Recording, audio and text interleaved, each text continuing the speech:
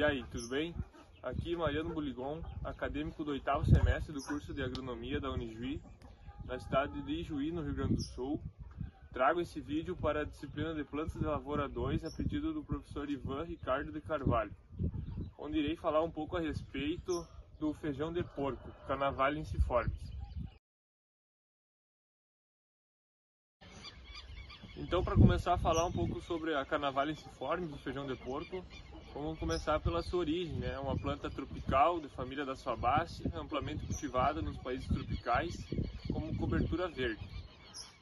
Então, culturas anuais, a gente poderia usar ela juntamente com milho, ou culturas perenes, a gente poderia usar ela juntamente.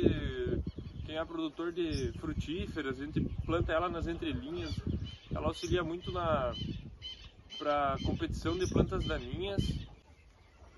Então, uma alternativa para a utilização do feijão de porco é onde está crescendo muita planta daninha e tu utiliza ele como forma de uma cobertura verde que vai competir diretamente então com essas plantas daninhas, e ele vem se sobressaindo, tendo resultados muito bons.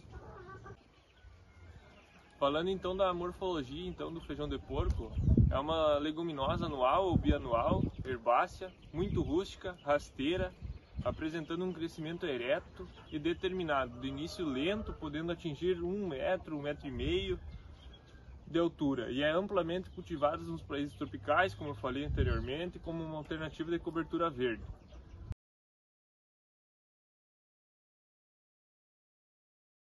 As suas folhas então são alternadas, trifolioladas, de cor verde, escura e brilhosa, e com nervuras bem salientes, como vou deixar disponível em algumas fotos aí durante o vídeo que eu for falando.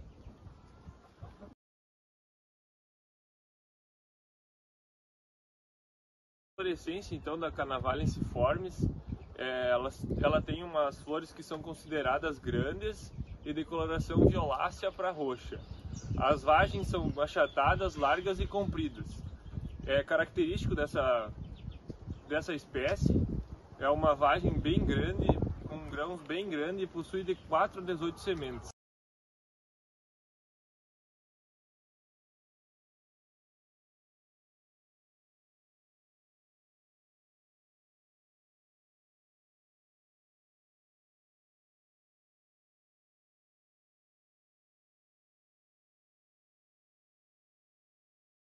Já falando então do uso do feijão de porco na adubação verde, ela é uma planta que visa melhorar a qualidade e as propriedades químicas e físicas e biológicas do solo, onde vai reduzir cada vez mais a lixiviação desses nutrientes que a gente tem no solo e reduzindo também a população de plantas daninhas que venham afetar a cultura principal que a gente está utilizando na nossa área.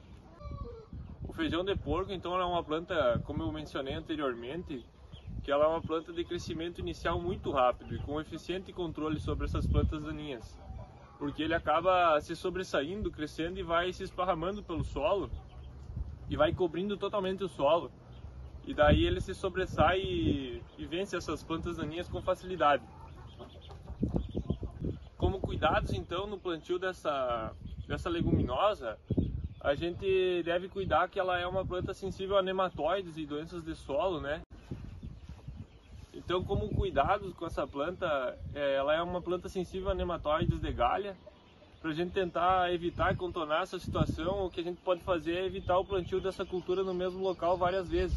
A Canavalha ensiformis, então, é uma planta que ela ocorre a floração de 2 a 3 meses após o plantio, e se recomenda fazer incorporação ao solo com rolo faca, se for em um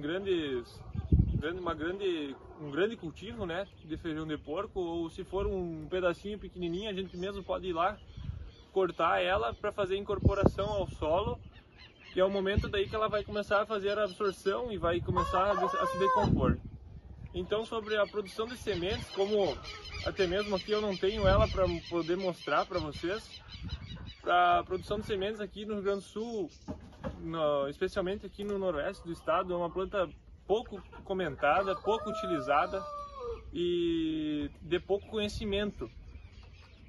E daí, como produção de sementes, seria interessante a gente sempre deixar um cantinho, né, com uma área de acordo com a necessidade de produção de sementes, para o mesmo possa coletar essas sementes e fazer o plantio posterior.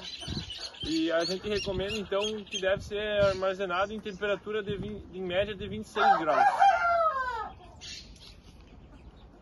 Então, falando mais um pouco sobre as vantagens da Canavaliciformes, do feijão de porco, além das já citadas aqui, são então os fatores biológicos. Ela aumenta então o desenvolvimento de micro-organismos no solo, onde ela também é uma planta que desenvolve bastante fixação biológica de nitrogênio.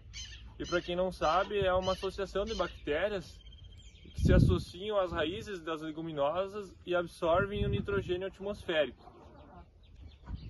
Então, ela absorvendo esse nitrogênio atmosférico, ela vai transformar em nitrogênio para a planta conseguir absorver e utilizar. Como fatores físicos, então, ela possui um sistema reticular bem agressivo, no sentido que ela cresce bastante, se desenvolve no solo e deixa bastante poroso esse solo, e fica com uma alta capacidade de permeabilidade de água, né, e retenção dessa água, e nutrientes também. Já os fatores químicos, ela acaba aumentando, e a capacidade de troca de cátions também no solo.